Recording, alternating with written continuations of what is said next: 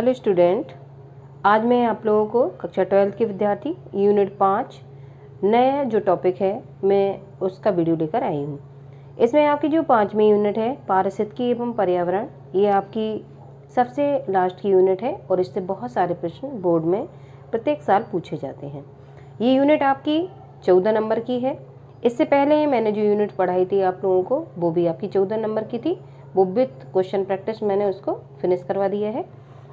इस यूनिट में आपके इस साल 25 में जो बच्चे एग्जाम देंगे उसमें आपके 3 लेसन लगे हुए हैं। पहला आपका है पारिस्थितिकी, जिसमें जीव और पर्यावरण पढ़ना है। दूसरा है पारितंत्र इकोसिस्टम, इसको पढ़ेंगे हम। और तीसरा है जैव विविधता एवं संरक्षण, इसको पढ़ेंगे। जैव विविधता एवं संरक्षण से बहुत सारे प्रश्न आप लोगों के बोर्ड में इस साल भी पूछे गए थे और प्रत्येक साल इस लेसन से प्रश्न पूछे ही जाते हैं।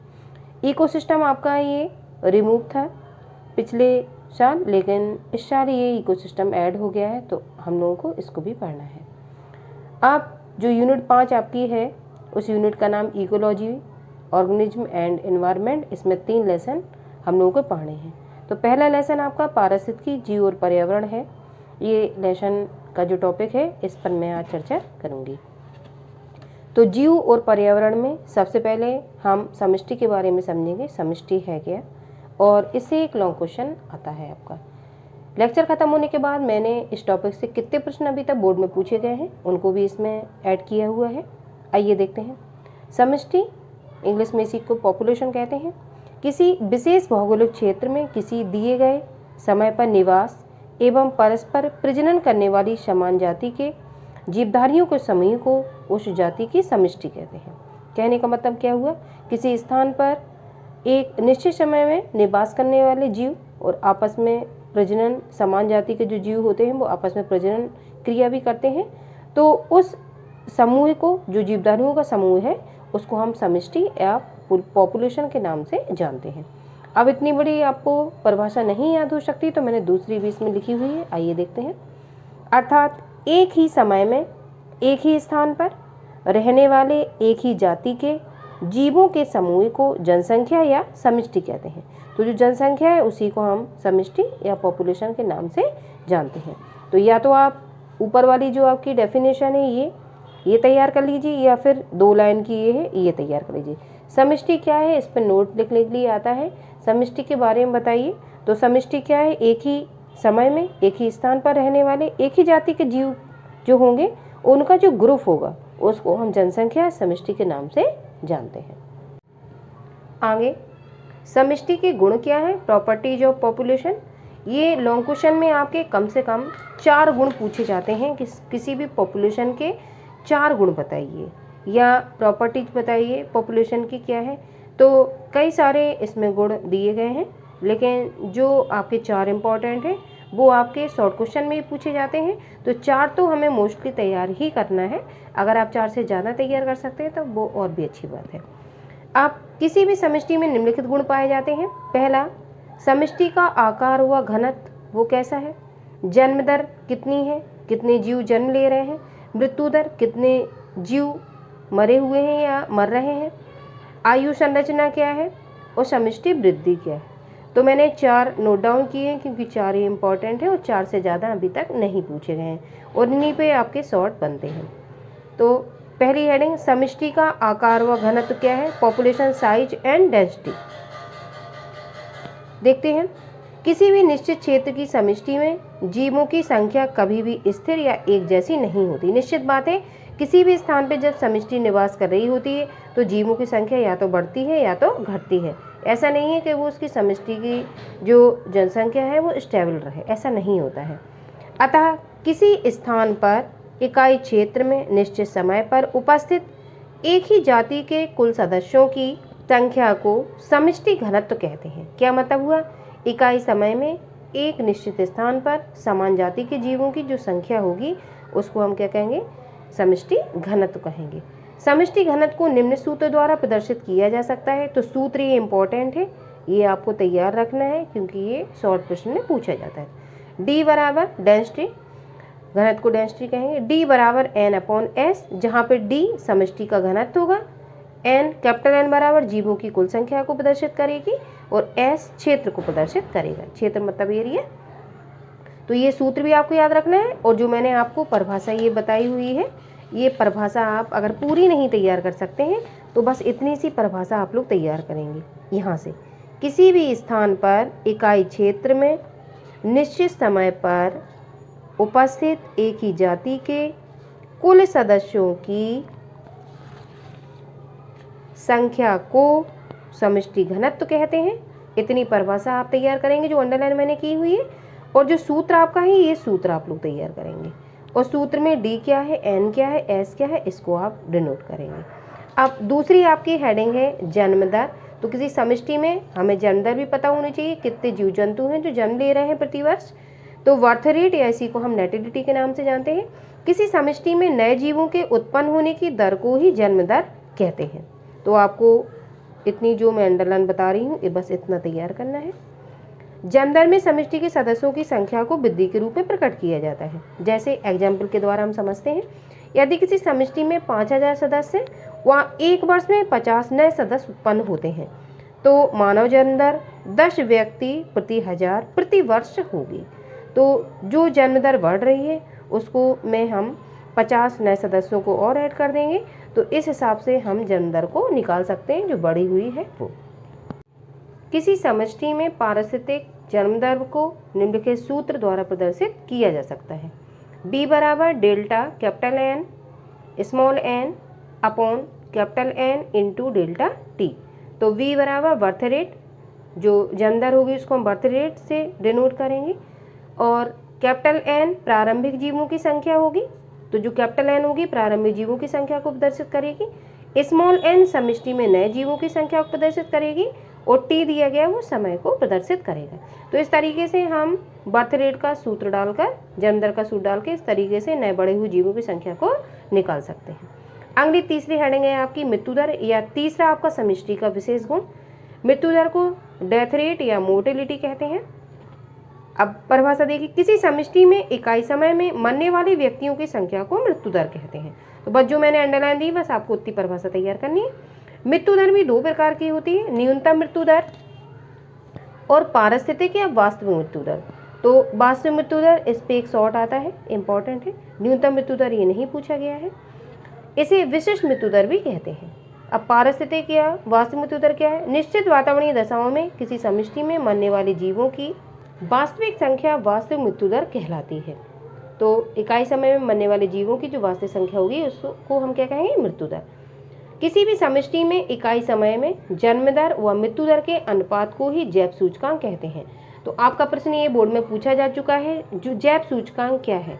तो आपको परिभाषा में लिखना था, किसी भी समष्टि में इकाई समय में जन्म दर और मृत्यु दर का जो अनुपात होता है उसको हम जैव सूचकांक के नाम से जानते हैं। अब जैव सूचकांक बराबर जन्म दर बटे मृत्यु दर गुणित 100, ये हम जैव सूचकांक का सूत्र लगा के, ठीक है, इस तरीके से हम जैव सूचकांक निकाल सकते हैं जन्म दर और मृत्यु दर में 100 का गुणा करके। अब चौथा जो आपकी विशेषता है वो आयु संरचना है, एज स्ट्रक्चर। अधिकांश समष्टियों में जीव अलग अलग आयु के समूहों में पाए जाते हैं। अब किसी भी समष्टि में कोई 10 वर्ष का सदस्य हो सकता है, कोई 5 वर्ष का सदस्य हो सकता है, कोई 40 वर्ष का हो सकता है, कोई 70 वर्ष का हो सकता है। तो समष्टि में जो आयु संरचना होगी वो भिन्न भिन्न रहती है। इस प्रकार प्रत्येक समूह में उपस्थित जीवों की आयु का अनुपात उस समष्टि की आयु संरचना को प्रदर्शित करता है। अब पहला आयु वितरण, ये क्या है? As distribution. किसी समष्टि की मृत्यु दर तथा जन्म दर दोनों को प्रभावित करने वाला कारक आयु वितरण कहलाता है। तो जन्म दर और मृत्यु दर को प्रभावित करने वाला जो कारक क्या होगा वो आयु वितरण कहलाता है। अगली इसी में है आयु पिरामिड। निर्धारित समय में समष्टि भिन्न भिन्न आयु वाले व्यष्टियों को मिलकर, व्यष्टि कहते हैं सदस्यों को। अगर व्यष्टि आपको कठिन लग रहा है तो आप यहाँ सदस्य लिख सकते हो। व्यष्टि मतलब सदस्य, जो पॉपुलेशन में सदस्य हैं उनके बारे में बात हो रही है। अब आयु पिरामिड में मैंने क्या बताया? निर्धारित समय में समष्टि भिन्न भिन्न आयु वाले सदस्यों से मिलकर बनी होती है। यदि समष्टि के सदस्यों की आयु वितरण को रेखाकृतीय रूप से प्रदर्शित करने के लिए आलेखित किया जाए तो इससे बनने वाली संरचना आयु पिरामिड कहलाती है। हम जो समष्टि के सदस्य हैं, वयस्क सदस्य समष्टि के, स्थायी सदस्य समष्टि के और घटते हुए सदस्य समष्टि के, उनको एक ग्राफ के द्वारा प्रदर्शित करेंगे। अब आयु पिरामिड जो आपके होते हैं वो 3 प्रकार के। तो ये प्रश्न पूछा जाता है आयु पिरामिड आयु संरचना में आयु पिरामिड कितने प्रकार के होते हैं? तो 3 प्रकार के आपके आयु पिरामिड होते हैं। 3 प्रकार के कैसे? आइए देखते हैं। तीव्र गति से विकसित करने वाले वयस्कों की समष्टि में आयु पिरामिड विस्तृत आधार वाला बनता है। अगर किसी समष्टि में वयस्कों की संख्या अगर बढ़ रही है या विकसित हो रही है तो उसका जो जब हम आलेख बनाएंगे उसको निरूपित करेंगे तो इस तरीके से त्रिभुज द्वारा या आधार बना के हम उसको डिनोट करेंगे। तो इससे हम समष्टि की जो बढ़ती हुई संख्या है या विकसित होने वाले वयस्कों की संख्या है उसको समझ सकते हैं। जैसे ईस्ट, कवक है, मक्खी, पैरामीशियम, इनकी अगर संख्या बढ़ रही है तो एक आधार वाला हम इस तरीके से जो आपका पिरामिड है उसको बना के इनकी संख्या को प्रदर्शित कर सकते हैं। तो ये आधार वाला पिरामिड क्या कहलाएगा? वयस्क समष्टि, मतलब बढ़ती हुई समष्टि जो है वयस्क सदस्यों की, वो इस आरेख द्वारा हम प्रदर्शित कर सकते हैं। अगला दूसरा, किसी समष्टि में वयस्कों की संख्या कम, अगर सदस्यों की वयस्क जो सदस्य हैं एडल्ट उनकी संख्या कम हो रही है परंतु वृद्धों की संख्या अधिक होने पर एक घंटीनुमा बहुभुज का निर्माण होता है। अगर किसी समष्टि में वयस्क जो है उनकी संख्या कम हो रही है परंतु जो बूढ़े लोग हैं उनकी संख्या बढ़ रही है तो हम उनको प्रदर्शित करने के लिए जो आरेख बनाएंगे वो आपका घंटे की तरह बहुभुज बनाया जाएगा जो स्थायी समष्टि को प्रदर्शित करने का कार्य करेगा। अभी सेकंड में हमने देखा किसी समष्टि में वयस्कों की संख्या जब कम होती है परंतु वृद्धों की संख्या अधिक होती है तो घंटीनुमा बहुभुज का निर्माण होता है। तो ये स्थायी समष्टि को प्रदर्शित करने वाला ये ग्राफ है जिस तरीके से आलेखित है। तो ये आपको चित्र डालना पड़ेगा दर्शाने के लिए, 5 नंबर का प्रश्न आता है। तो ये किस तरीके के बहुभुज बन रहा है? ये वृद्धों की संख्या अधिक होने पर इस तरीके का बहुभुज बनेगा और जो वयस्क होंगे उनकी संख्या कम होगी। जब वयस्कों की संख्या अधिक होगी तो हम आधार वाला जो त्रिभुज था इसके पहले बताया था उसको बनाएंगे। अब वयस्कों की आयु प्रतिशतता कम होने पर कलशनुमा आकृति का निर्माण होता है। अगर वयस्कों का जो प्रतिशत है वो कम हो रहा है तो इस तरीके का हम कलशनुमा आकृति का आलेखन बनाएंगे जो घटती हुई समष्टि को प्रदर्शित करेगा। ये घटती हुई समष्टि को प्रदर्शित कर रहा है, ये स्थायी समष्टि को प्रदर्शित कर रहा है और ये जो मैंने तीसरा आपको बताया था ये वाला पहला, ये व्यस्त समष्टि को प्रदर्शित कर रहा है। तो 3 तरीके के हमने आरेख देखे। व्यस्त समष्टि का आधार वाला बनेगा और जो आपका वयस्कों की जो आपकी संख्या कम है और जो वृद्धों की संख्या अधिक है तो स्थायी समष्टि इस तरीके से बनाएंगे। और वयस्कों का आयु प्रतिशत कम होने पर कलशनुमा आकृति का जो बहुभुज बना हुआ है उस तरीके से हम इसको डिनोट करेंगे। आप इस लॉन्ग क्वेश्चन से किस तरीके के प्रश्न अभी तक बोर्ड में पूछे गए हैं आइए उन पर चर्चा करते हैं। जैसे पहला प्रश्न आपका है अति लघु प्रश्न नंबर 1, किसी भी समष्टि के 2 अभिलक्षण लिखिए। तो मैंने समष्टि के अभी आपको अभिलक्षण बताए। तो समष्टि के अभिलक्षण में अभिलक्षण या इसी को हम कह सकते हैं गुण या इसी को हम कह सकते हैं विशेषताएं। वो आपसे कैसे भी क्वेश्चन पूछ सकता है, आपको पता होना चाहिए कि इन सब चीज़ों का मीन एक ही है। विशेषताएं, गुण और अभिलक्षण। इंग्लिश जब आप देखोगे तो प्रॉपर्टीज या कैरेक्टरिस्टिक्स एक ही मानी जाएगी और ये एक ही उच्चारण को प्रदर्शित कर रहे हैं कि एक ही शब्द है ये। किसी भी समष्टि के 2 अभिलक्षण, तो जन्म दर और मृत्यु दर आप आंसर में राइटिंग में लिख सकते हो। तो पहला आपका हो जाएगा जन्म दर, ये समष्टि का गुण हो गया। दूसरा आप लिख दोगे मृत्यु दर। तो 1 नंबर के प्रश्न में आपको ये आंसर करने पर 1 नंबर आपको मिल जाएगा। अगला जन्म दर को परिभाषित कीजिए। तो मैंने आपको अभी जन्म दर के बारे में बताया था। जन्म दर और मृत्यु दर क्या है आपकी, आइए देखते हैं। जन्म दर मैंने आपको ये बताई हुई थी। तो जन्म दर को परिभाषित करना है तो आप बस 1 नंबर के आंसर में किसी समष्टि में नए जीवों के उत्पन्न होने की दर को हम जन्म दर कहते हैं।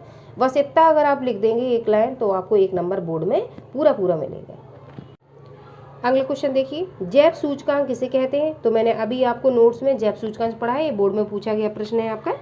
जैव सूचकांक ये देखिए मैंने अभी नोट्स में आपको पढ़ा है, किसी भी समष्टि में इकाई समय में जन्म दर और मृत्यु दर के अनुपात को ही जैव सूचकांक कहते हैं।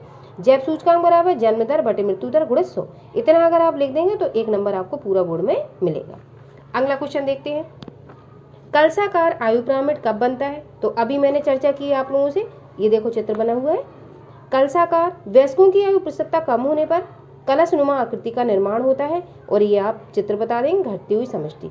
तो 1 नंबर का इतना लाइन लिखने पर और ये चित्र बनाने पर आपको पूरा 1 नंबर मिलेगा। कलसाकार आयु पिरामिड कब बनता है, तो वयस्कों का जब आयु प्रतिशत कम हो जाता है तो कलशनुमा आकृति का निर्माण होता है और घटती हुई समष्टि को ये प्रदर्शित करने का कार्य करता है। अगला प्रश्न लघु उत्तरी प्रश्न नंबर 2, जिसमें शब्द लिमिट होती है 25 शब्द से आप लोगों को कम नहीं लिखना है बोर्ड में। समष्टि किसे कहते हैं, इसके कोई 4 लक्षण लिखिए। तो समष्टि मैंने पॉपुलेशन आपको बताया, पहला जो आपका पेज मैंने पढ़ाया था। समष्टि यहाँ से आप परिभाषा लिखेंगे, एक ही समय में एक ही स्थान पर रहने वाले एक ही जाति के जीवों के समूह को जनसंख्या समष्टि कहते हैं। तो ये आपकी एक लाइन की परिभाषा हो गई, ये आप लिख देंगे। और इसके बाद वो प्रश्न में आपसे पूछ रहा है इसके कोई 4 लक्षण लिखिए। तो 4 लक्षण में मैंने आपको चारों लक्षण बताए हैं। समष्टि का घनत्व ये लिख सकते हैं आप लोग, फिर दूसरा मैंने आपको पढ़ाया जन्म दर, और तीसरा मैंने आपको पढ़ाया है मृत्यु दर, और चौथा आप लोग लिख सकते हो समष्टि की वृद्धि, या फिर ये भी आपको नहीं सही लग रहा है तो आयु संरचना। ये जो पिरामिड मैंने आपको बताया वो आप चारों के नाम डाल सकते हो और एक एक लाइन उसमें नोट डाउन कर सकते हो। तो आप नोट्स में अंदर जाके देखेंगे तो लक्षण मैंने जो आप लोगों को पढ़ाए हुए हैं उन्हीं से आप लोग आंसर कर सकते हो। जैसे मैंने ये पहला पढ़ाया है आप लोगों को, समष्टि का आकार या घनत्व। तो एक लाइन की परिभाषा, किसी स्थान पर इकाई समय में निश्चित समय पर उपस्थित एक ही जाति कुछ सदस्यों की संख्या को हम समष्टि का घनत्व कहते हैं। तो एक लाइन की परिभाषा ये लिख देंगे आप लोग, एक लाइन की जन्म दर में लिख देंगे, और एक लाइन की मृत्यु दर में लिख देंगे, और एक लाइन की आयु संरचना में लिख देंगे। इस तरीके से आपका 2 नंबर का आंसर तैयार हो जाएगा। अगला प्रश्न, आयु संरचना के आधार पर समष्टि के प्रकारों को समझाइए। तो मैंने समष्टि आपको अभी 3 प्रकार की बताई हैं। जो समष्टि आपकी रहेगी वो आपकी पहली कौन सी रहेगी, वयस्क समष्टि, ये आप आंसर राइटिंग में लिखेंगे। आपकी समष्टि या आयु संरचना के आधार पर समष्टि 3 प्रकार की होती है। पहला आप लिखेंगे वयस्क समष्टि, दूसरा आप आंसर में लिखेंगे स्थायी समष्टि, और तीसरा आप लिखेंगे घटती हुई समष्टि। तो जो आपकी वयस्क समष्टि है उसमें आप लिखेंगे तीव्र गति से विकसित होने वाले वयस्कों की समष्टि में आयु पिरामिड विस्तृत आधार वाला बनता है। एक लाइन ये लिख देंगे और वयस्क समष्टि आप एग्जाम्पल में डाल देंगे। फिर दूसरा, किसी समष्टि में वयस्कों की संख्या कम परंतु वृद्धों की संख्या अधिक होने पर एक घंटीनुमा बहुभुज का निर्माण होता है। तो समष्टि निर्माण जो होगा वो स्थायी समष्टि होगी। फिर तीसरा, वयस्कों की आयु प्रतिशतता कम होने पर कलशनुमा आकृति का निर्माण होता है, घटती हुई समष्टि। तो तीनों प्रकार आप 3 प्रकार की समष्टियां होंगी, तो तीनों के आप नोट डाउन नाम कर सकते हैं। अगला प्रश्न, आयु पिरामिड के विभिन्न प्रकारों को समझाइए। तो आयु पिरामिड आपके कितने प्रकार के बनेंगे, वो भी आपके 3 प्रकार के बनेंगे। आप आंसर राइटिंग में लिख सकते हो, तीव्र गति से विकसित होने वाले वयस्कों की समष्टि में आयु पिरामिड विस्तृत आधार वाला बनता है। तो पहला जो आपका आयु पिरामिड बनेगा वो कैसा बनेगा, विस्तृत आधार वाला। दूसरा जो आयु पिरामिड बनेगा आपका, वो आप लोगों का दूसरा आयु पिरामिड आपका बनेगा वो बनेगा घंटीनुमा बहुभुज। घंटीनुमा बहुभुज का जो आपका पिरामिड बनेगा उसका हम नाम देंगे घंटीनुमा बहुभुज प्रकार का जो पिरामिड होगा वो बनेगा। तीसरा आपका कलशनुमा आकृति का पिरामिड बनेगा, तो तीसरा हम ये डाल देंगे। ठीक है, इस तरीके से आप आंसर राइटिंग करेंगे। फिर आपका अगला आया लॉन्ग क्वेश्चन 5 नंबर में पूछा गया था, समष्टि की कोई 3 महत्वपूर्ण विशेषता बताइए तथा व्याख्या कीजिए। तो सबसे पहले हम इसमें आंसर राइटिंग करने के लिए समष्टि की परिभाषा लिखेंगे, जो सबसे पहले पेज पर मैंने आपको पढ़ाई हुई थी कि समष्टि क्या है। तो समष्टि इस तरीके से हम सबसे पहले, ये आपको 100 शब्द से कम नहीं लिखना है आंसर राइटिंग में 5 नंबर में। तो समष्टि की जो परिभाषा मैंने आपको ये बताई हुई है अंडरलाइन करने, और ये समष्टि की आप परिभाषा डालेंगे। फिर इसके बाद आप जो समष्टि के आपके गुण हैं या अभिलक्षण, या मैंने आपको बताया कि इनके 2-3 नाम जो आपके होते हैं वो आप कोई सा भी एक नाम डाल सकते हैं। और जो समष्टि के मैंने गुण आपको बताए हुए हैं, समष्टि में आपका मृत्यु दर, जन्म दर, और जो आपका घनत्व था समष्टि का घनत्व वो। तो इस तरीके से आपको ये 4 हेडिंग है, वो आपसे क्या 3 पूछ रहा है, कोई 3 महत्वपूर्ण विशेषता बताइए। तो 3 में आपको जो भी अच्छे से याद हो, मेरे हिसाब से जन्म दर ये अच्छा है, मृत्यु दर ये अच्छा है, और आयु पिरामिड, ये जो आयु संरचना में आपने 3 पिरामिड के चित्र बनाए वो आप डाल देंगे। तो चित्र से आपकी स्कोरिंग अच्छी होती है। तो 3 विशेषताएं ये डाल के आप जो मैंने आंसर राइटिंग आपको बताया हुआ है वो आप नोट डाउन कर देंगे। इस तरीके से आपके 100 शब्द का मैटर तैयार हो जाए। 100 शब्द से आपको कम नहीं लिखना है लॉन्ग क्वेश्चन में, 100 से आपको ज़्यादा लिखना है। आई होप मैंने जो प्रश्न आपको पढ़ाया वो आपको अच्छे समझ में आया होगा। किस तरीके से इस टॉपिक से अभी तक जितने प्रश्न बोर्ड में पूछे गए वो मैंने नीचे ही नोट डाउन कर दिए, अलग से आपको कोई प्रश्न करने की ज़रूरत नहीं है। इसी तरीके से मैं जब लॉन्ग क्वेश्चन पढ़ाऊंगी तो उसके नीचे जितने भी प्रश्न अभी तक बोर्ड में पूछे गए हैं उनको मैं एक ही वीडियो में लेकर आऊँगी, जिससे आप लोगों को कोई परेशानी नहीं होगी। पहले आप जो मैंने टॉपिक पढ़ा है उसको आप नोट डाउन कर लेंगे। फिर जो प्रश्न मैंने आपको बताए हुए हैं उनका आंसर राइटिंग आप होमवर्क वाली कॉपी में करेंगे। इस तरीके से आपका एक टॉपिक क्लियर हो जाएगा, उसमें आपको बिल्कुल भी अलग से कोई क्वेश्चन पढ़ने की जरूरत नहीं पड़ेगी। अगला टॉपिक आप लोगों का समष्टियों के अंतर्गत पारस्परिक क्रियाएं, इंटरैक्शंस विद इन पॉपुलेशन। तो इसमें दो प्रकार की जो क्रियाएं होंगी, जो पॉपुलेशन होती है उसमें आपस में कुछ क्रियाएं चलती रहती हैं। कुछ क्रियाएं पॉजिटिव होती हैं और कुछ क्रियाएं जो होती हैं वो नेगेटिव होती हैं। इस तरीके से समष्टियों के बीच दो प्रकार की क्रियाएं वर्क करती हैं, जिनमें धनात्मक या पॉजिटिव इंटरैक्शंस और ऋणात्मक और नेगेटिव इंटरैक्शन। तो दोनों क्रियाओं को हम विस्तार से समझेंगे और इनसे इम्पोर्टेंट प्रश्न प्रत्येक साल बोर्ड में आप लोगों से पूछे जाते हैं। पहली आपकी इम्पोर्टेंट सहजीवता या सहजीवन क्या है, ये हमेशा आपका टॉपिक आता है पेपर में। दूसरा इसी के अंतर्गत सहोपकारता और सहभोजता, ये दोनों इम्पोर्टेंट जो सहजीवन या सहजीवता के अंतर्गत ए बी पार्ट में ये लगी हुई क्रियाएं हैं, दोनों आपको तैयार करनी है। इन पे आप लोग 35 सब तैयार करेंगे, शॉर्ट क्वेश्चन आप लोगों से पूछा जाता है। इसके बाद दूसरी जो इंटरैक्शन है नेगेटिव इंटरैक्शन, इसमें स्पर्धा ये इम्पोर्टेंट है। दूसरा परभक्षण ये इम्पोर्टेंट है, ये नेगेटिव इंटरैक्शन है। और परजीवता ये इम्पोर्टेंट है, ये प्रतिजीवता नहीं पूछा जाता, इसमें आदर्श सहयोग नहीं पूछा जाता। बट ये टॉपिक पूरा किस तरीके से होता है तो मैंने वो कम्प्लीटली लिखा हुआ है। इंपॉर्टेंट क्या क्या है वो भी आप लोग देख लीजिए, जो पेपर में प्रत्येक साल आप लोगों से पूछे जाते हैं। तो धनात्मक और ऋणात्मक क्रियाएं जो पॉपुलेशन होती है उनके बीच ये आलविच क्रियाएं चलती हैं। तो धनात्मक में दोनों जीवों को आपस में लाभ होता है एक दूसरे से, और ऋणात्मक में एक को लाभ एक को हानि या दोनों को ही हानि। इस तरीके से आपकी ऋणात्मक अंतःक्रियाएं चलती हैं। पहली सहजीवता या सहजीवन, ये इम्पोर्टेंट आपका टॉपिक है, इसको इंग्लिश में हम सिम्बायोसिस कहेंगे। सहजीवता एक प्रकार की धनात्मक पारस्परिक क्रिया है। पारस्परिक का मतलब होता है आपस में होने वाली क्रिया है, जिसमें दो या दो से अधिक जातियों के जीव एक दूसरे के साथ होते हैं तथा एक या सभी सहभागी जीवों को लाभ होता है। कहने का मतलब ये हुआ कि दोनों जीवों को आपस में जो एक साथ जीवन यापन कर रहे हैं उनको दोनों को ही लाभ होगा, हानि किसी को नहीं होती है। सहजीवता को संबंध के आधार पर तीन भागों में बांटा जा सकता है, जैसे कि मैं आगे आप लोगों से चार्ट में चर्चा कर चुकी हूँ। पहला इसका ए पार्ट रहता है सहोपकारता, जिसको म्यूटोसिलेजम कहते हैं। दूसरा सहभोजता, जिसको कॉमन सिलेजम कहते हैं।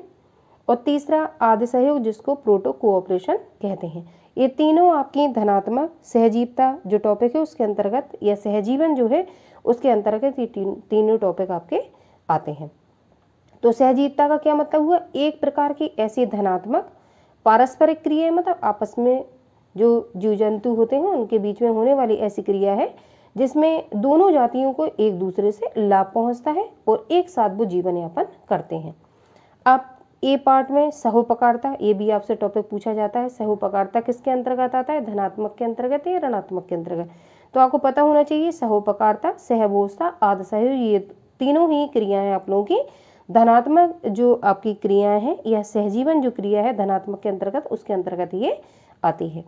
आगे देखिए सहोपकारता है क्या। सहोपकारता दो प्रजातियों के मध्य ऐसा सहकारी संबंध है जिसमें दोनों जातियों को लाभ होता है। आपको जो पॉजिटिव इंटरैक्शन उसमें याद रखना है कि दोनों जातियां एक दूसरे से लाभान्वित होती हैं, किसमें, सहोपकारता में। तो इस तरीके से आप अंडरलाइन करेंगे, इसमें दोनों जातियों को लाभ होता है। अब उदाहरण के माध्यम से हम समझने का प्रयास करेंगे किस तरीके से। उदाहरण में हम देखेंगे शैवाल तथा कवक के मध्य अविकल्पी सहोपकारता। तो शैवाल तथा कवक के मध्य हम इस सहोपकारता का जो संबंध है उसको देख सकते हैं।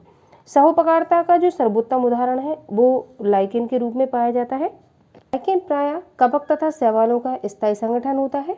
लाइकेनों में शैवाल प्रकाश संश्लेषण की क्रिया द्वारा अपने भोज पदार्थों का निर्माण करते हैं तथा कवक जल एवं खनिज लवणों का अवशोषण तथा जनन प्रक्रिया में सक्रिय रूप से भाग लेता है। कहने का मतलब ये हुआ कि कवक और शैवालों का जो संबंध है वो एक स्थायी संगठन है। इसमें कवक क्या करता है, कवक नीचे से या जमीन से या मृदा से खनिज लवणों का अवशोषण करने का काम करता है, और जो शैवाल आपके होते हैं ये आपके भोजन बनाने में सहायता करते हैं, और लाइकेन इन दोनों को रहने का स्थान देता है। तो कहने का मतलब हुआ कि कवक और शैवाल दोनों ही इनको क्या लाभ प्राप्त हो रहा है, किसी को हानि नहीं हो रही है। और ये अपना अपना वर्क कर रहे हैं। जैसे कवक खनिज लवणों का अवशोषण करेगा और लाइकेन में जो शैवाल होंगे वो प्रकाश संश्लेषण क्रिया द्वारा भोजन बनाने का कार्य करेंगे। तो इस प्रकार के उदाहरण को हम सहोपकारिता के अंतर्गत रख सकते हैं।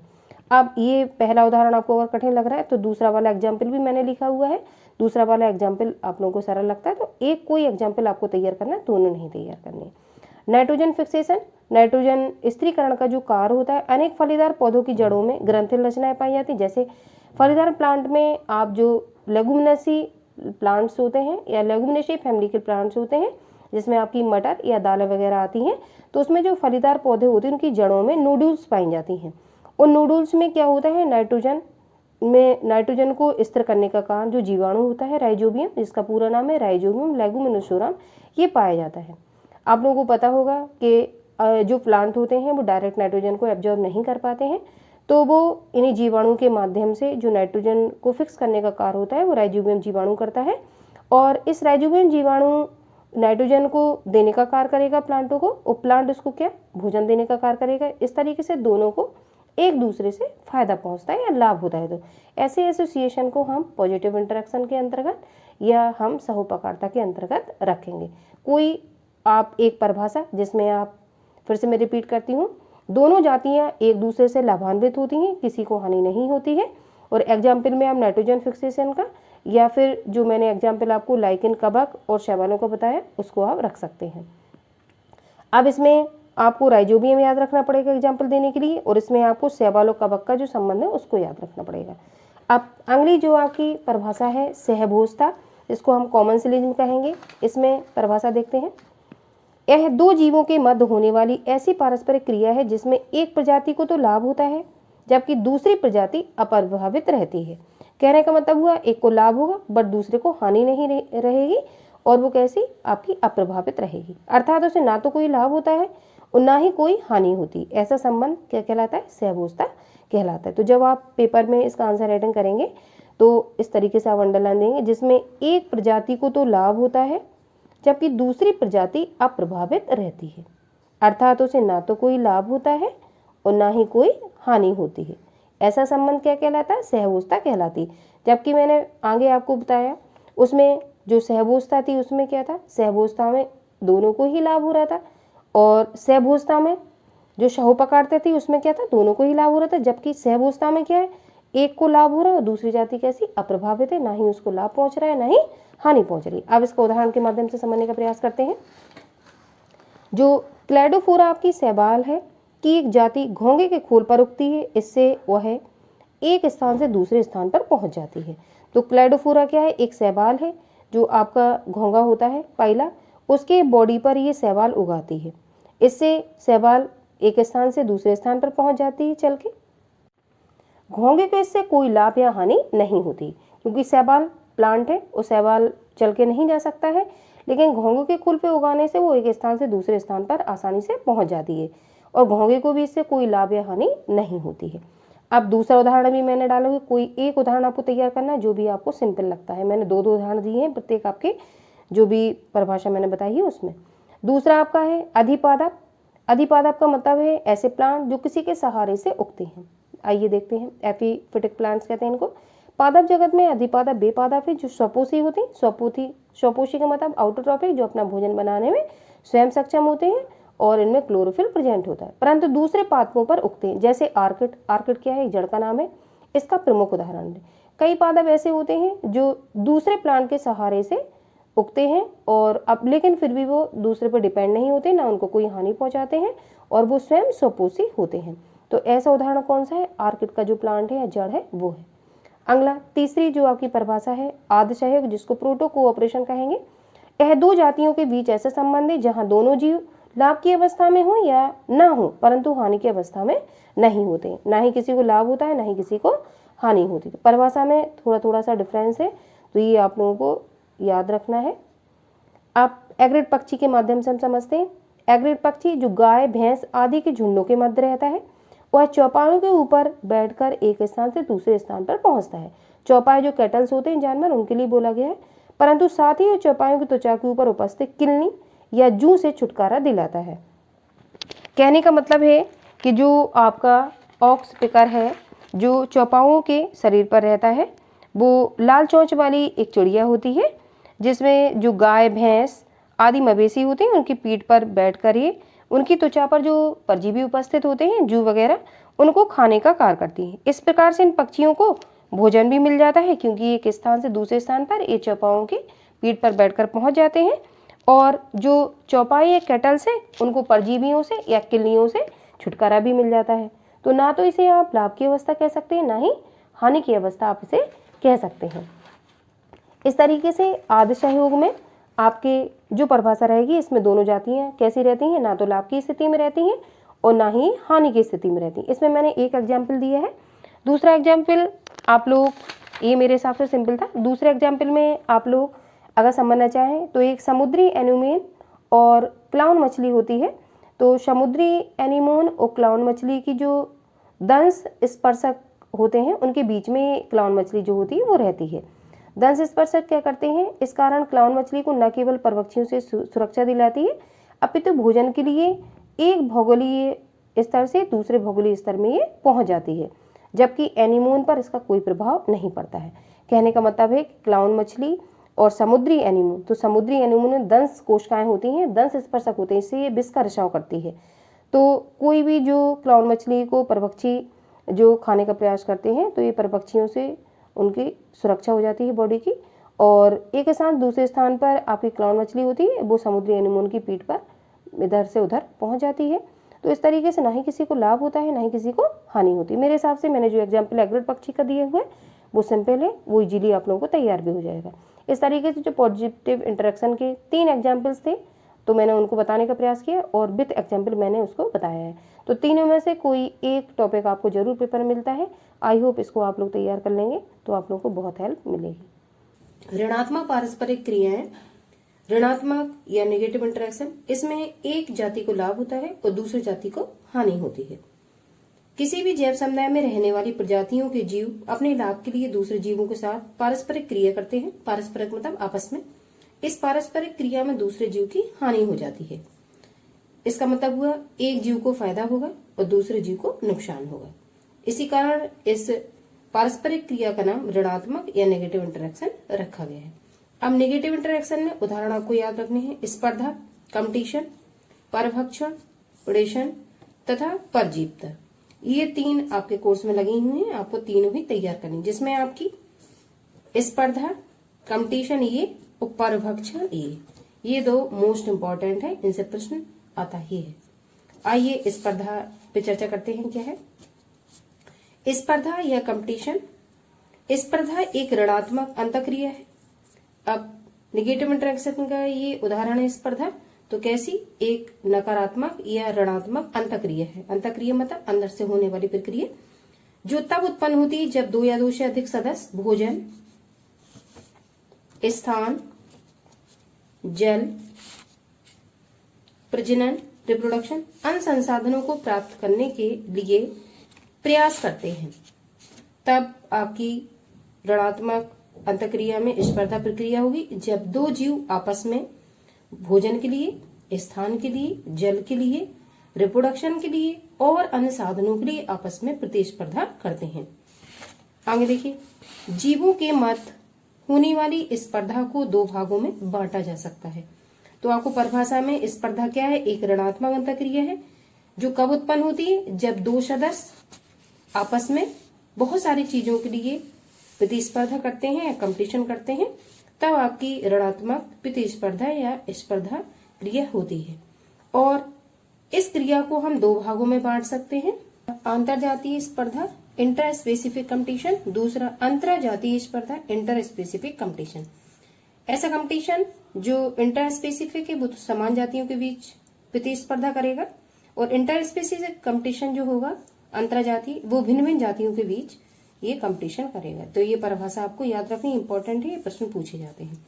पहला, अंतरजातीय स्पर्धा इंटर स्पेसिफिक कंपटीशन। यह स्पर्धा एक ही जाति के सदस्यों के मध्य होती है। तो जो स्पर्धा एक ही जाति के सदस्यों के मध्य होती है वो आपकी इंटर स्पेसिफिक कंपटीशन से ज्यादा घातक होती है। आगे देखिए, मैंने इसे अंडरलाइन किया है। आपको ये याद रखना होगा कि जो इंटर स्पेसिफिक कंपटीशन है कैसे एक ही जाति के सदस्यों के मध्य होगी। यह स्पर्धा अंतरजातीय स्पर्धा से अधिक गंभीर होती है। कहने का मतलब हुआ जो भिन्न भिन्न जातियों के बीच स्पर्धा होती है उससे कहीं घातक इंट्रा स्पेसिफिक कंपटीशन है वो होता है, क्योंकि ये समान जातियों के मध्य होती है। अतः एक ही जाति के सदस्य स्थान, आहार, ऊर्जा, प्रकाश, वायु आदि सभी संसाधनों के लिए स्पर्धा करते हैं। और ये सब आपको याद नहीं करना है तो बस इतनी लाइन याद रखिए। हम नीचे एक लाइन और जोड़ दीजिए बस।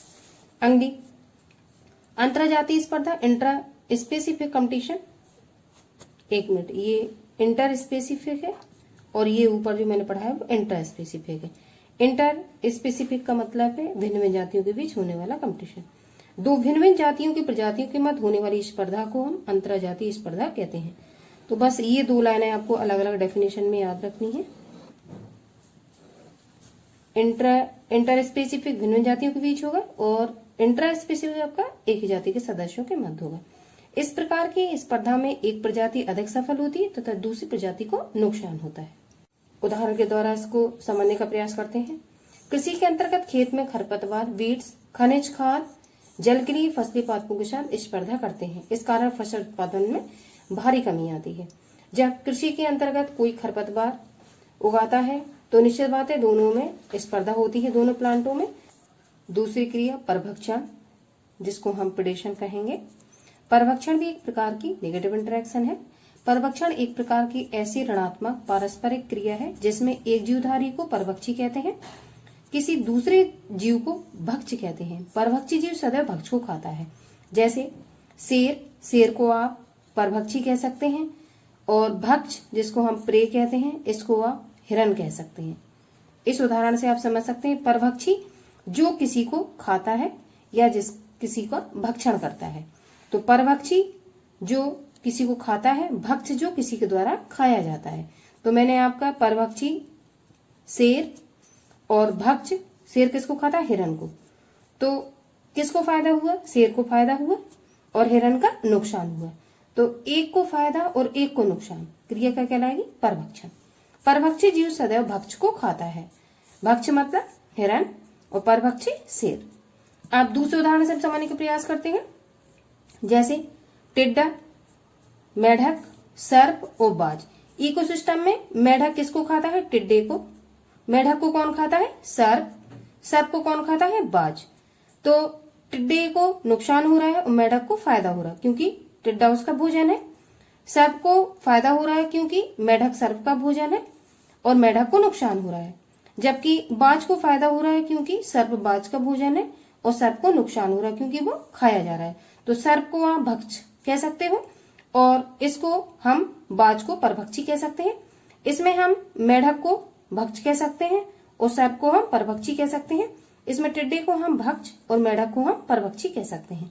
इस इकोसिस्टम के माध्यम से हम इकोसिस्टम में जो व्यवस्था है, प्राथमिक उपभोक्ता, द्वितीय उपभोक्ता, तृतीय उपभोक्ता और शीर्ष उपभोक्ता, इसके माध्यम से एक को फायदा एक को नुकसान हम समझ सकते हैं।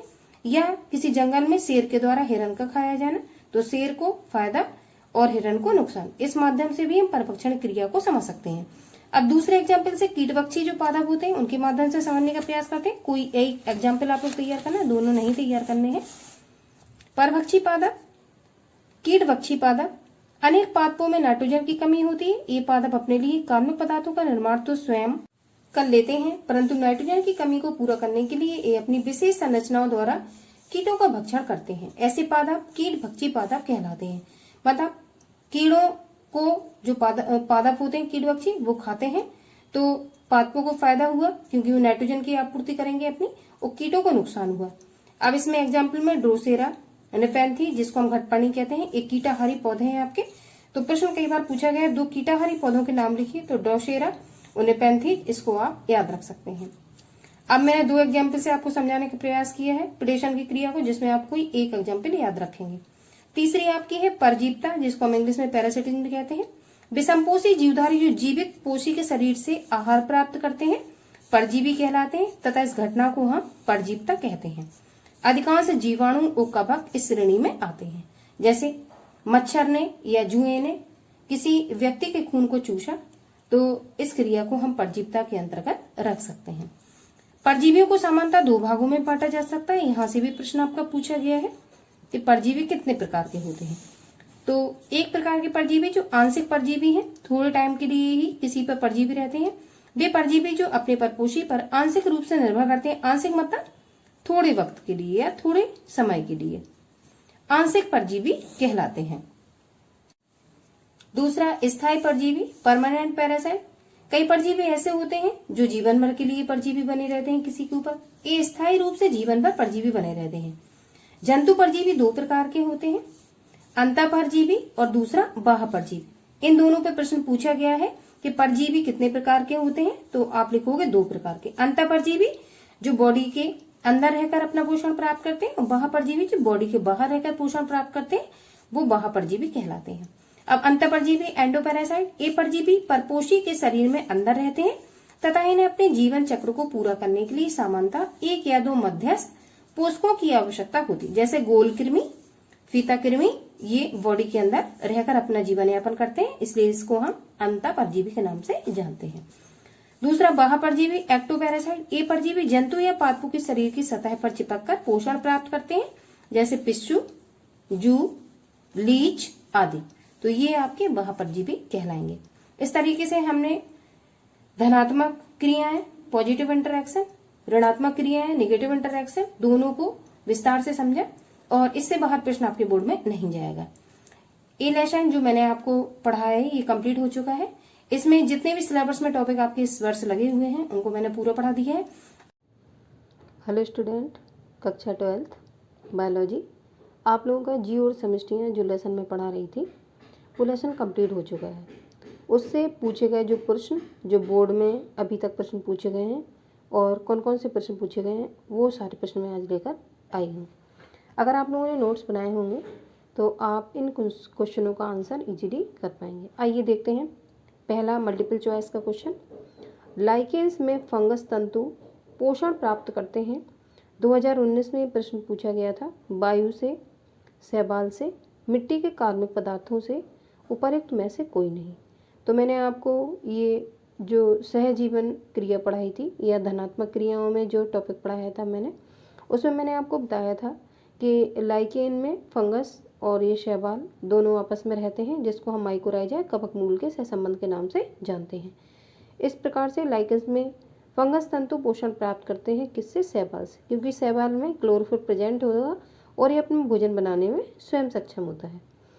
ऐसी पारस्परिक क्रिया दूसरा, जिसमें एक जाति को लाभ होता है तथा दूसरी जाति को ना लाभ होता है ना ही हानि होती है, उसे कहते हैं। तो ये भी प्रश्न मैंने आपको धनात्मक क्रियाओं के अंतर्गत कराया था, जिसमें आपका आंसर होगा सहअवस्था। सहअवस्था में मैंने आपको उदाहरण के माध्यम से समझाने का प्रयास किया था। कई एपिफिटिक प्लांट्स होते हैं जो दूसरों के सहारे से उगते तो हैं लेकिन अपना भोजन बनाने में स्वयं सक्षम होते हैं। तो प्लांटों को, दूसरे प्लांटों को उनसे कोई हानि नहीं होती है, तो ना ही दूसरे प्लांट को हानि होती है ना ही लाभ होता है। तो ऐसी क्रिया सहअवस्था के नाम से जानी जाती है। अगला प्रश्न, चिकनी मिट्टी के कणों का व्यास होता है। यूपी बोर्ड 18 में प्रश्न पूछा गया था। आर्द्रताग्राही जल, केस का जल, चिकनी मिट्टी के कणों का व्यास होता है। यूपी बोर्ड 18 में प्रश्न पूछा गया था। 0.20 से 2.0 मिलीमीटर, 0.02 से 0.02 मिलीमीटर, 0.002 से 0.02 मिलीमीटर और डी 0.002 मिलीमीटर से कम। तो ये आपका आंसर राइट है, जिसमें 0.002 मिलीमीटर से कणों का जो मिट्टी का व्यास होता है वो कम होता है। इकोटोन है एक प्रदूषित क्षेत्र, किसी झील का तल, दो समुदायों के बीच का अंतरण क्षेत्र, विकास करते समुदाय का क्षेत्र। तो इकोटोन ये आपका शॉर्ट क्वेश्चन है, मैं आगे इसको विस्तार समझाने का प्रयास करूंगी आप लोगों को। इकोटोन वह स्थान होता है जहां दो समुदाय एक दूसरे के बीच में मिलते हैं या अंतरण, उस क्षेत्र उसी को हम कहते हैं। तो ये सही हुआ। इकोटोन में दो समुदाय, जैसे आपके अलग अलग दो समुदाय हैं, जलीय पारितंत्र है और शुष्क पारितंत्र है, उसी के बीच अगर दलदली क्षेत्र भी आता है और दो जो समुदाय होते हैं आपस में मिल जाते हैं, तो ऐसी क्रिया इकोटोन के नाम से जानी जाती है। अगला, समुद्र किनारे उगने वाले पादप कहलाते हैं जलोद्भिद, शुष्कोद्भिद, होलोफाइट और समोद्भिद। ये क्वेश्चन लॉन्ग में मैंने इसलिए नहीं पढ़ा है क्योंकि ये क्वेश्चन आप लोगों के सिलेबस से रिमूव हो चुके हैं। शॉर्ट ये पूछे गए थे इसलिए मैंने शॉर्ट इसमें डाल दिए हैं। समुद्र के किनारे उंगली वाले पादप कहलाते हैं तो वो होलोफाइट कहलाते हैं, इंग्लिश में कहते हैं, या इसी को हिंदी में कहते हैं लवणोद्भिद। लवणोद्भिद।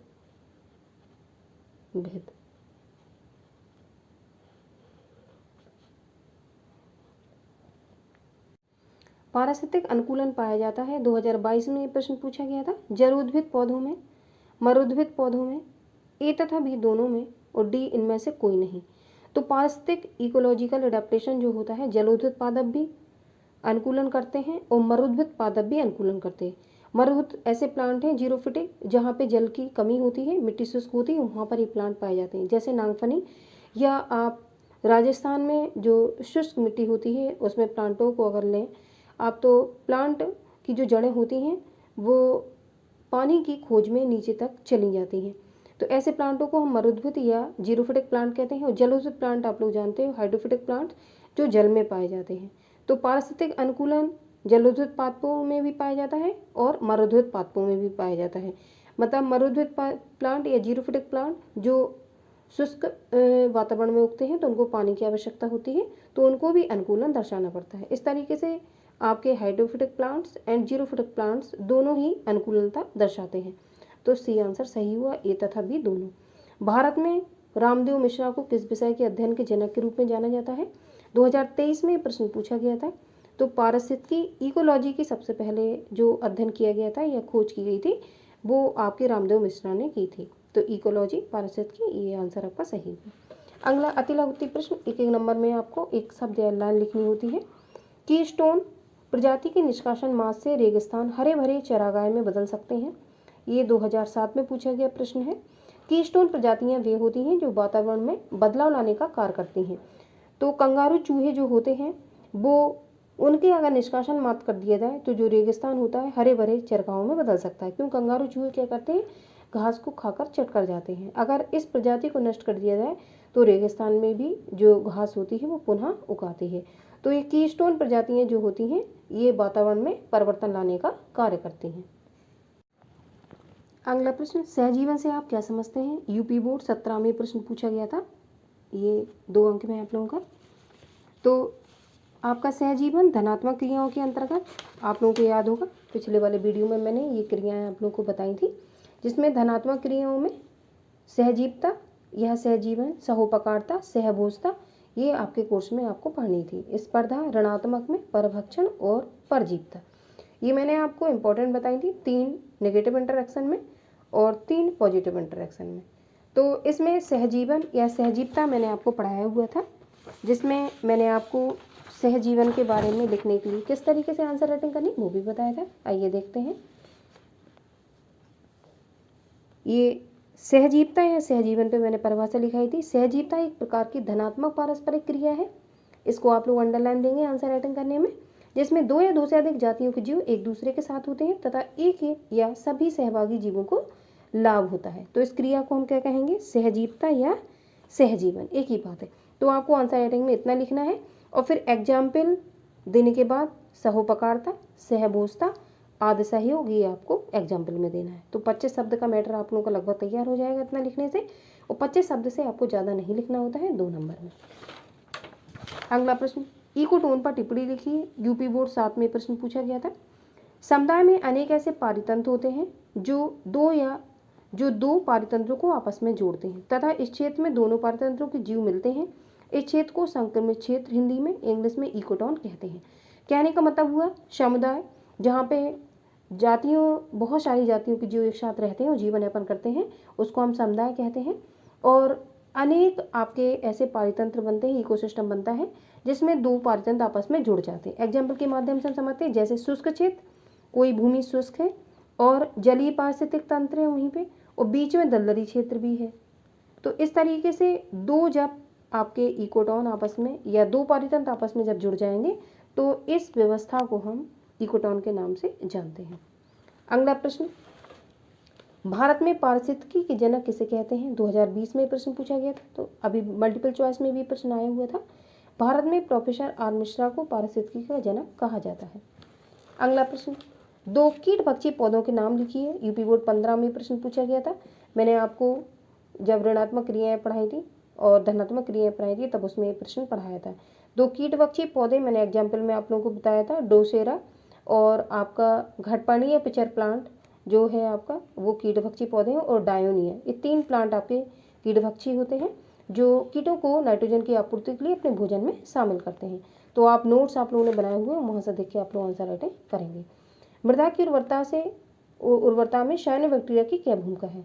पिछले लेसन में मैंने आपको साइनोबैक्टीरिया, नीलहरे शैवाल की जो मिट्टी में भूमिका होती है या जो आपकी बायोफर्टाइजर भूमिका होती है वो मैंने अच्छे से आप लोगों को नोट डाउन करवाया हुआ था। तो पिछले लेसन में जाके आप साइनोबैक्टीरिया के बारे में देखेंगे। साइनोबैक्टीरिया में 1-2 बता देती हूँ आपको। नोस्टॉक, एनाबीना, ये बायोफर्टिलाइजर्स है और मृदा की उर्वरता को ये बढ़ाने का काम करते हैं। पिछले लेसन में आप इस क्वेश्चन में साइनोबैक्टीरिया की भूमिका को देखेंगे। जो कृषि क्षेत्र में मैंने आपको बायोफर्टिलाइजर्स लिखवाए थे उसमें मैंने इस क्वेश्चन की आंसर राइटिंग करवाई हुई है। अगला प्रश्न, समष्टि किसे कहते हैं? इसके कोई 4 गुण लिखिए। तो समष्टि पॉपुलेशन मैंने आपको बताया हुआ था और उसके 5 गुण भी मैंने आपको पढ़ाए हुए थे। तो आपने नोट्स बनाए होंगे तो आप इजीली इसका आंसर कर पाएंगे। अगला, सहुपकारता पर टिप्पणी लिखिए। यूपी बोर्ड 18, 13 और 12 में प्रश्न पूछा गया था। तो सहुपकारता भी मैंने आपको पढ़ाया हुआ है, तो नोट्स बनाए होंगे आपने तो आप लोग लिख लेंगे। परस्परता, सहुपकारता किसे कहते हैं? अब आपको एक चीज़ याद रखनी, कभी कभी क्वेश्चन इस तरीके से आता है, परस्परता पर टिप्पणी लिखिए। तो सहुपकारता का ही दूसरा नाम परस्परता है, इसको आप याद रखेंगे, कंफ्यूज नहीं होंगे। उदाहरण देकर इनको स्पष्ट कीजिए। तो सहुपकारता में धनात्मक क्रियाओं में आपको पढ़ाया हुआ था तो आपको याद होगा, ये आप लोग आसानी से उसको लिख सकते हैं। अगला प्रश्न, सहजीवन पर टिप्पणी लिखिए। 15, 13, 11, 10 और 9 में ये प्रश्न आप लोगों का पूछा गया था। तो आप लोग इसका भी आंसर लिख लेंगे क्योंकि मैं ये भी आपको पढ़ा चुकी हूँ। अगला प्रश्न, जातियों में, एक मिनट ऊपर का, परस्परता और सहभोजता में अंतर लिखिए। तो परस्परता सहुपकारता को कहते हैं और सहभोजता, मैंने दोनों क्रियाएं आपको पढ़ाई हुई थी तो आप दोनों क्रियाओं का आंसर इजीली लिख देंगे। सहभोजता देखिए मैंने नोट्स में आपको पढ़ाया हुआ है, सहभोजता मैंने पढ़ाया हुआ है आपको। आप लोगों ने अगर इसका नोट्स बनाया होगा तो आप लोग इसको कर लेंगे। आप परस्परता और सहभोजता, परस्परता किसको कहेंगे? सहुपकारता को। तो सहुपकारता और सहभोजता में आपको अंतर लिखना है। तो दोनों की परिभाषा लिखने के बाद आप एग्जाम्पल सहित इसका अंतर लिखेंगे। 13, 12, 11 और 8 में प्रश्न पूछा गया था आपका बोर्ड में। जातियों में प्रतियोगिता के प्रभाव पर टिप्पणी लिखिए। यूपी बोर्ड 12, 11, 9, 8, 7 और 5, ये इंपॉर्टेंट है, मैंने पहले ही आपको बताया हुआ था। तो प्रतियोगिता में प्रभाव पर टिप्पणी लिखना है तो आपको कंपटीशन, जो स्पर्धा मैंने आपको प्रश्न पढ़ाया है ऋणात्मक में, जिसमें आपको इंटर स्पेसिफिक कंपटीशन और इंटर स्पेसिफिक कंपटीशन, ये दोनों मैंने आपको उसके प्रकार पढ़ाए हैं। तो इस प्रश्न का आंसर आप लोग इजीली लिख पाएंगे। ये ऋणात्मक क्रियाओं के अंतर्गत स्पर्धा, इसमें आपको लिखना है कंपटीशन। या देखो अधवा में प्रश्न पूछा गया है, प्रतिस्पर्धा पर टिप्पणी है। तो स्पर्धा, प्रतिस्पर्धा, प्रतियोगिता का प्रभाव एक ही बात है। जब आप इसकी इंग्लिश देखेंगे तो सबकी इंग्लिश एक ही होगी, कंपटीशन। तो आपको कंपटीशन के बारे में लिखना है। अगला, परभक्षण पर टिप्पणी लिखिए। तो परभक्षण भी, प्रेडेशन भी मैंने आपको पढ़ाया हुआ है और प्रेडेशन मैंने शेर और हिरण का एग्जाम्पल देकर आपको बताया था कि एक को फायदा और एक को नुकसान होगा, जिसमें शेर को फायदा होगा और हिरण को नुकसान होगा क्योंकि शेर हिरण का भक्षण कर रहा है। तो इस क्रिया को हम परभक्षण या प्रेडेशन के नाम से जानते हैं। यूपी बोर्ड 14, 12 में प्रश्न पूछा गया था। अगला, बाह्यपरजीवी तथा अंतःपरजीवी को उदाहरण सहित परिभाषित कीजिए। तो बाह्यपरजीवी और अंतःपरजीवी मैंने ऋणात्मक क्रियाओं के अंतर्गत जो बॉडी के बाहर रहते हैं वो पोषण प्राप्त करते हैं उनको बाह्यपरजीवी कहेंगे, जैसे जू, किलनी। अंतःपरजीवी जो बॉडी के अंदर रहते हैं और अपना पोषण प्राप्त करते हैं, जैसे एंटमीबा हिस्टोलिका, इसको आप इस एग्जाम्पल में रख सकते हैं। तो जो बॉडी के अंदर रहकर जीवन यापन करते हैं और उसी पोषण से अपना पोषण प्राप्त करते हैं, इसको हम अंतःपरजीवी के नाम से जानते हैं। अगला प्रश्न, निम्नलिखित के बीच अंतर स्पष्ट कीजिए। 2223 में प्रश्न पूछा गया था, शीत निष्क्रियता और ग्रीष्म निष्क्रियता क्या है? समष्टि एवं समुदाय क्या है? ये आपको अंतर लिखने थे दो क्रियाओं में। तो शीत निष्क्रियता और ग्रीष्म निष्क्रियता में अंतर देखते हैं। शीत निष्क्रियता, जिसको हम शीत को ठंड कहते हैं, और ग्रीष्म निष्क्रियता, जिसमें ग्रीष्म को हम गर्मी कहते हैं। इंग्लिश में इसको हाइबरनेशन कहते हैं और ग्रीष्म निष्क्रियता को हम एस्टिवेशन कहते हैं। शीत निष्क्रियता में क्या होता है? यह जीवमुखी लंबी शीत निद्रा है। इस प्रसूतावस्था में उपापचयी क्रियाएं मंद हो जाती हैं। आपने देखा होगा कई बार बहुत सारे जंतु आपको दिखाई देते हैं एनवायरनमेंट में, और कई बार वो आपको नहीं दिखते हैं और ऐसा लगता है बहुत दिनों से वो गायब है। तो जब ठंड का समय होता है तो उनकी जो बॉडी होती है वो रेस्टिंग पीरियड में चली जाती है और अपना बचाव करने के लिए वो बिलों में छिपे रहते हैं। तो इस क्रिया में क्या होता है, जीवों की लंबी शीत निद्रा है। जब उनको ठंड का ज़्यादा एहसास होता है तो वो जंतु क्या है, छिप जाते हैं। कहाँ पे, बिलों में। इस प्रसुप्तावस्था कहते हैं रेस्टिंग पीरियड को, ठीक है, या सुप्तावस्था, रेस्टिंग पीरियड में उपापचय क्रिया, इनकी बॉडी की जो क्रियाएं होंगी वो मंद हो जाएंगी, जैसे मेढक, छिपकली, कुछ स्तनधारी जैसे ध्रुवीय भालू। ठीक है, जब ठंड अधिक पड़ती है पोल्स पर तो जो भालू होता है, ठीक है, वो भी। अब ग्रीष्म निष्क्रियता क्या है, इसको यह लंबी ग्रीष्म निद्रा के परिचय कई बार देखा हो, गर्मियों में जीव जंतु गायब हो जाते हैं, वो गर्मी सहन नहीं कर पाते हैं। इस प्रसुप्तावस्था में भी उपचय क्रिया इनकी कैसी, मंद हो जाती है। जैसे उभयचर, जो जल और स्थल दोनों जगह रहते हैं उनको उभयचर कहते हैं, एम्फीबियंस कहते हैं, जैसे मेढक। तो गर्मियों के टाइम में ये नहीं आपको दिखाई देते हैं। तो इस क्रिया को हम क्या कहते हैं, ग्रीष्म निष्क्रियता। अगला समष्टि, जैसा कि प्रश्न में समष्टि समुदाय पूछे गए हैं।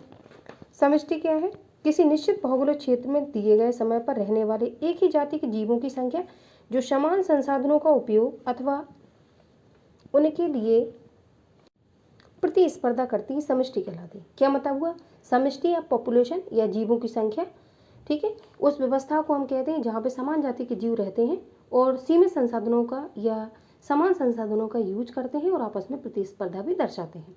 इस क्रिया को हम समष्टि के नाम से जानते हैं। अब जैव समुदाय, कम्युनिटी क्या है, किसी निश्चित भौगोलिक क्षेत्र में पाए जाने वाले सभी प्रकार के जीवों की समष्टि।